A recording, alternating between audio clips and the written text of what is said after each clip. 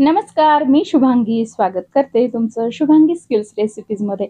आज आपण पातळ पोह्यांचा चिवडा करणार आहोत, तोही अजिबात तेलकट नसलेला, अगदी अर्धा किलोच्या अचूक प्रमाणामध्ये खमंग खुसखुशीत अगदी संपेपर्यंत महिन्याभरापेक्षा जास्त कुरकुरीत राहणारा हा चिवडा आहे। हा चिवडा अगदी परफेक्ट करण्यासाठी महत्त्वाच्या टिप्स मी व्हिडिओमध्ये सांगितलेल्या आहेत। तर हे पोहे उन्हामध्ये 1-2 दिवस चांगले वाळवले की पोह्यांचा चिवडा छान कुरकुरीत तयार होतो। पोहे भाजताना आकसत नाहीत। पण इथे आता पावसाळ्याचे दिवस सुरू आहेत किंवा ज्यांच्याकडे ऊनच येत नाही, मग अशांनी हे पोहे कुठे वाळवावे हा प्रश्न पडतो। तर हा प्रश्न तुमचा सुटणार आहे, कारण घरातच एक ट्रिक करून आपण हे पोहे वाळवून घेणार आहोत, जेणेकरून आपल्या पोह्यांचा चिवडा अजिबात आकसणार नाही, छान कुरकुरीत तयार होईल। तर अर्धा किलोच्या प्रमाणामध्ये हा चिवडा करण्यासाठी इथे मी अर्धा किलो नायलॉनचे म्हणजेच पातळ पोहे घेतलेले आहेत। सगळ्यात आधी हे पोहे आपल्याला चाळून घ्यायचे आहेत। पोह्यामध्ये बारीक अशी पिठी असते, ती निघून जाते। त्याचबरोबर निवडून देखील घ्यायचे आहे, त्यामध्ये काही कचरा वगैरे असेल तर तो काढून घ्यायचा आहे।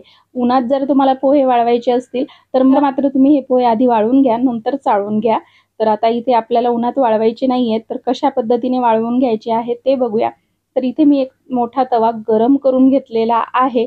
तवा गरम झाल्यावर गॅसची फ्लेम एक तर मंद आचेवर ठेवा, नाहीतर मग गॅस बंद करून ठेवा। तव्यावर एक बटर पेपर ठेवलेला आहे, जेणेकरून आपलं हे ताट खराब झालं नाही पाहिजे। आणि आता यावर हे पोह्यांचं ताट ठेवायचं आहे आणि अशा पद्धतीने हे पोहे आपल्याला गरम करून घ्यायचे आहे। तर आपण उन्हामध्ये पोहे वाळवू शकत नाही, तर अशा पद्धतीने हे पोहे आपल्याला गरम करून घ्यायचे आहे, किंवा तुम्ही मायक्रोवेव्ह असेल तर त्यामध्ये देखील गरम करून घेऊ शकता। तर अगदी 2-3 मिनिटांमध्ये ताट चांगलं गरम झालेलं आहे आणि पोहे देखील छान गरम व्हायला लागलेले आहेत। अशा वेळी पोहे थोडे हलवून घ्यायचे। तवा थंड झाला की परत गॅसची फ्लेम सुरू करायची आहे, मंद आचेवर ठेवायची आहे। परत ती 5 ते 10 मिनिटं सुरू ठेवायची, नंतर बंद करायची। अशा पद्धतीने साधारण अर्धा पाऊण तास हे पोहे मी गरम करून घेतले। आता हे पूर्णपणे थंड करून घेऊयात, किंवा तुम्ही लगेचच या स्टेजला हे पोहे भाजून घेऊ शकता। तर मी रात्रीच्या वेळी स्वयंपाक वगैरे झाल्यावर ही प्रोसेस केली होती। त्यानंतर कापडाने झाकून हे पोहे ठेवून दिले आणि दुसऱ्या दिवशी मग मी पोह्यांचा चिवडा करायला घेतला होता। तुम्ही लगेचच यानंतर पोह्यांचा चिवडा करायला घेऊ शकता। तर आता जर तुमच्याकडे ऊन येत नसेल किंवा उन्हामध्ये काही वाळवण वाळू घालायचा प्रॉब्लेम असेल, तर मात्र तुम्ही या ट्रिकचा वापर करून खमंग कुरकुरीत चिवडा बनवू शकता। कशी वाटली ही ट्रिक कमेंटमध्ये नक्की सांगा। चला तर आता पातळ पोह्यांचा चिवडा कसा करायचा ते बघूया। तर इथे एक मोठी जड बुडाची कढई घेतलेली आहे, गॅसवर ठेवलेली आहे, पण गॅस अजून सुरू केलेला नाहीये। त्यामध्ये सगळे पोहे घातलेले आहेत। आता गॅस सुरू केलाय। गॅसची फ्लेम ठेवायची मध्यम आचेवर आणि या पोह्यामध्ये घालायचं आहे मीठ, साधारण 1.5 टीस्पून एवढं मीठ घातलेलं आहे। आणि तर झारा कढईच्या तळाशी घालून फक्त हे पोहे खालीवर करायचे, या पद्धतीने भाजायचे आहेत। हे पोहे पातळ पोहे असतात, खूप नाजूक असतात, त्यामुळे एकदम हलक्या हाताने याला हाताळायचं आहे। तर बघू शकता, फक्त झारा जो आहे कढईच्या तळाशी घालायचा आणि वरती पोहे करायचे। अशा पद्धतीने कढई गोल गोल फिरवत देखील तुम्ही ही प्रोसेस करू शकता। अगदी 8 ते 9 मिनिटांमध्ये पोहे चांगल्या प्रकारे भाजल्या गेलेले आहेत, अजिबात आकसून आलेले नाहीये। छान असा त्याचा हातावर चुरा होत आहे, छान कुरकुरीत आवाज येत आहे। अशा पद्धतीने आपल्याला हे पोहे भाजून घ्यायचे आहेत। तर तुम्ही बॅचेस मध्ये देखील हे पोहे भाजून घेऊ शकता। मी कढई मोठी असल्या कारणाने एकाच वेळी सगळे भाजून घेतलेले आहेत। आता पोहे भाजल्या गेलेले आहेत ते एका ताटामध्ये काढून घेऊयात आणि बघूया पुढची प्रोसेस।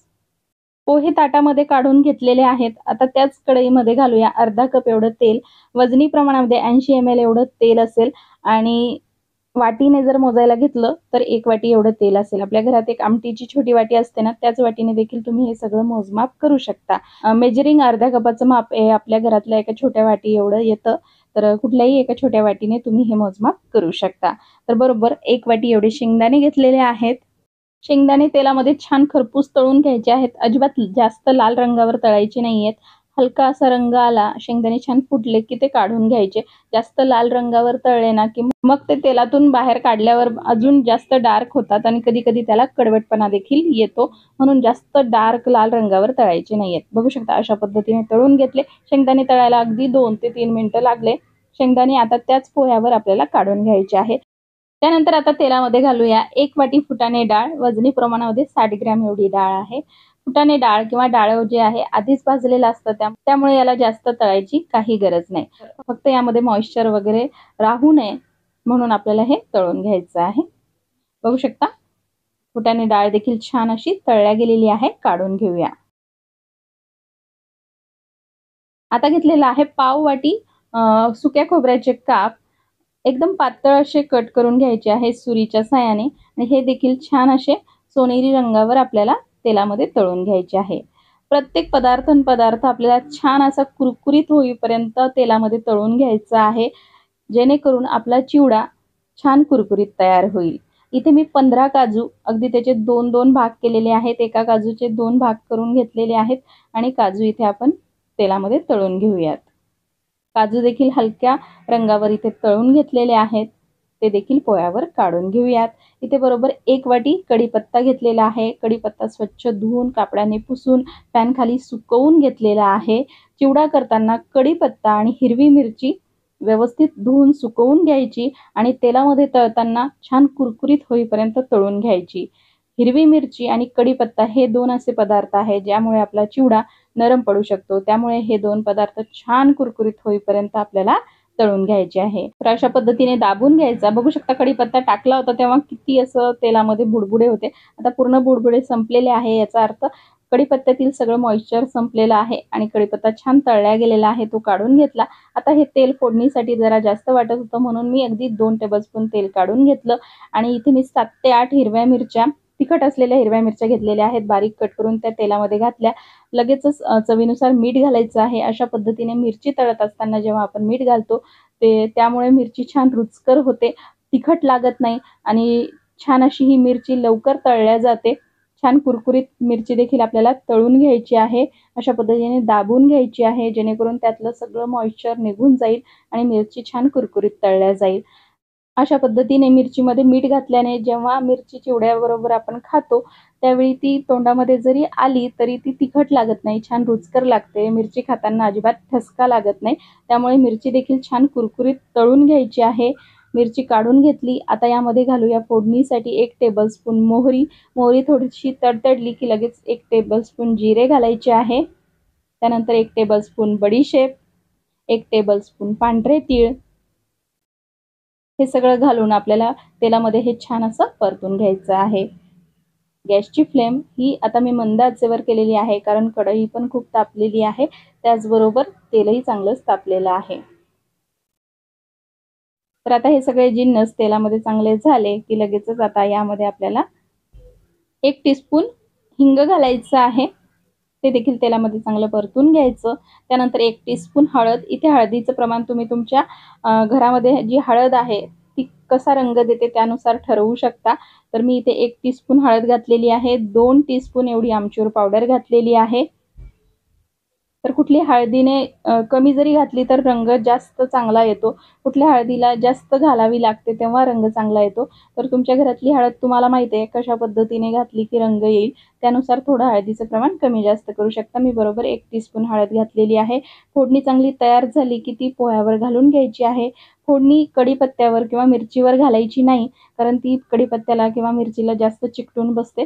त्यामुळे पोह्यावर घालायची आहे आणि सगळे जिन्नस इथे आपले तळून झालेले आहे. आता सगळ्यात शेवटी इथे मी घातलेली आहे 1.5 टेबलस्पून एवढी पिठी साखर आणि चवीनुसार थोडंसं मीठ देखील घालायचं आहे. आपण पोहे भाजताना देखील मीठ घातलं होतं, त्यानंतर मिरचीमध्ये देखील मीठ घातलं होतं.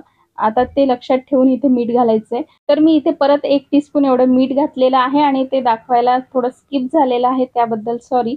तर तुम्ही अंदाजानुसार इथे परत थोडंसं मीठ घाला. टोटल इथे मी साधारण 2.5 टीस्पून एवढं मीठ घातलेलं आहे आणि थोडेसे पोहे घेऊन कढईमध्ये घालायचे आणि कढईला पुसून घ्यायचे, कारण कढईला देखील फोडणीचं थोडंसं लागलेलं असतं तेल वगैरे. तर आता सगळं साहित्य टाकून झालेलं आहे. एकदम हलक्या हाताने आता हा चिवडा आपल्याला मिक्स करून घ्यायचा आहे. इथे हात स्वच्छ धुवून कोरडे करून घेतलेले आहेत. कोरड्या हाताने चिवडा जो आहे व्यवस्थित मिक्स करायचा आहे.